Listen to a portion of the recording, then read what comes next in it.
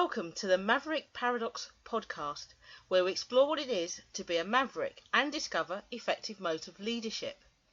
I am Judith and my mission is to propel the maverick mindset into a world where character and integrity will ultimately have a higher premium than personality and bureaucracy. So thank you for joining me on this journey. If you would like to continue with me, then please subscribe to my podcast on iTunes, Stitcher, or one of the other popular podcast platforms. And today we will depart from our usual conversation with format to allow me to just talk about mavericks. Let's kick off this short podcast today with talking about playing devil's advocate. Now, playing devil's advocate is something that comes really natural to mavericks. It is their primary assessment tool and one that is most misunderstood. Socialised and extreme mavericks play devil's advocate quite differently. It is all about their intention. An extreme maverick may want to bring attention to themselves, challenge another's authority, or discover a flaw in an argument or a problem. Whichever the reason, it is rarely for the sole benefit of others, and the extreme maverick will always refuse to take on this role if he doesn't gain some benefit from it. He would rather watch you fail. The socialised maverick is quite different. They are always working for the greater good, and their motives are much more pure, and they are able to maintain their objectivity, even in the face of their biases. This is an unusual ability, but a great analytical tool. Socialised mavericks are always looking for objective truth, and as such, uses their excellent ability to play devil's advocate twofold.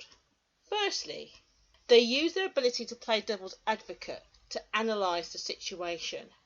They want to find out what the objectives are and what is really wanted, to test the mettle and convictions of others.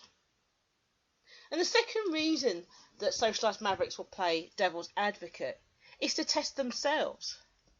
So usually they will have a hypothesis and then they will go out hard to disprove it. This way they will provide enough rigour to their problem solving.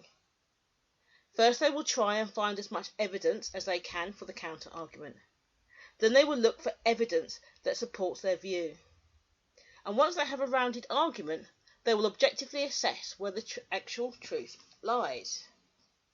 Actually, there is a third reason socialised mavericks play devil's advocates.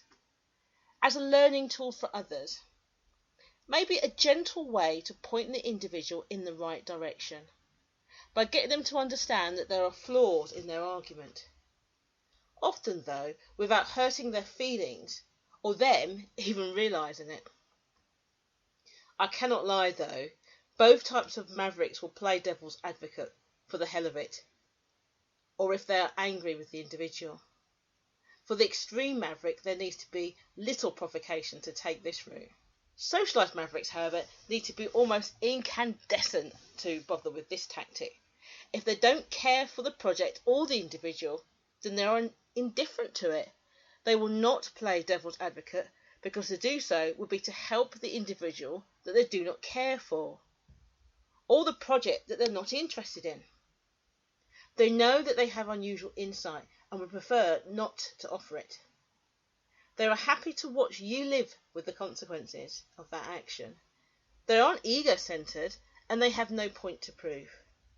This is why playing devil's advocate is the most misunderstood tactic that a socialised maverick plays. They only do it because they care.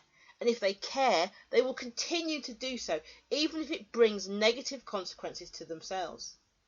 Remember, a socialised maverick that chooses not to play devil's advocate is a maverick that no longer cares.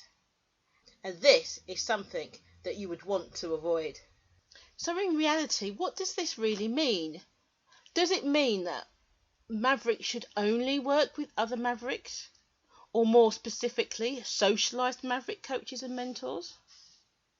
Well, this is a really frequent question and one that I have pondered deeply, especially when I meet a maverick that is struggling to achieve their goals or have slipped into a low-level depression due to losing a sense of who they are what they want to do.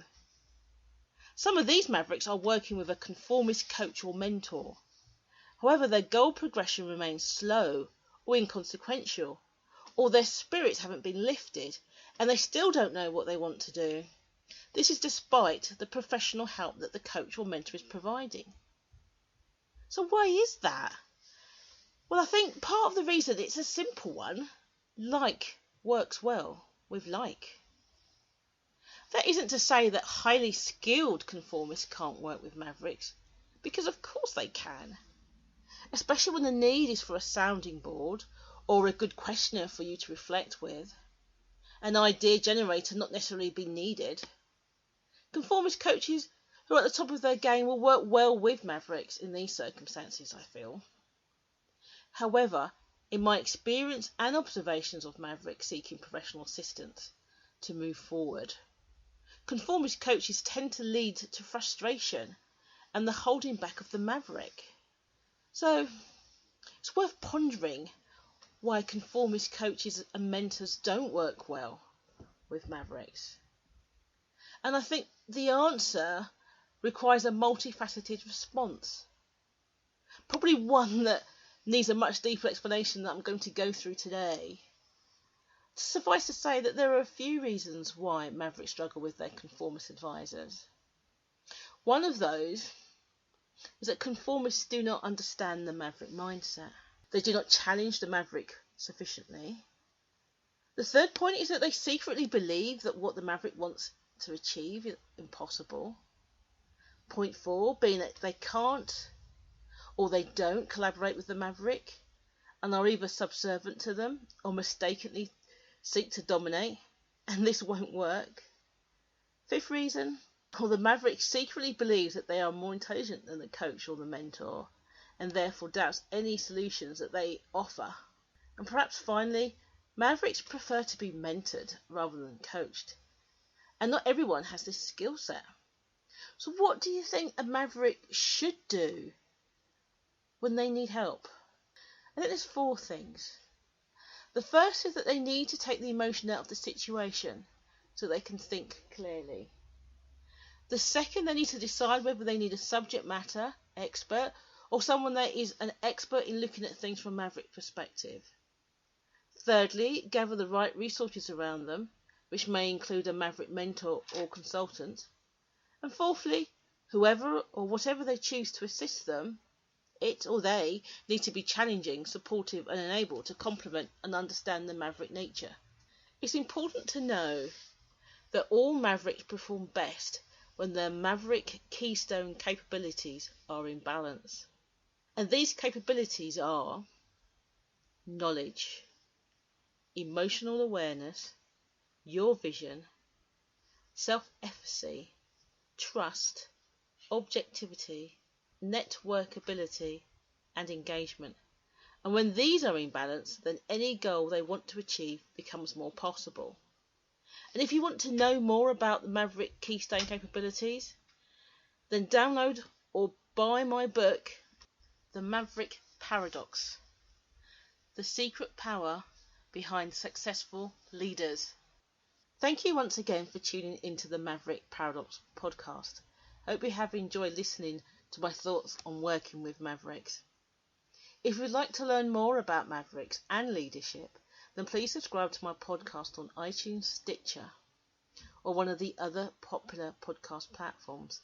Find out how willful independence can ultimately change all our futures. The next time I'll be here, I'll be with an interesting guest, ready to explore the mysteries of leadership. Thanks again, and see you soon.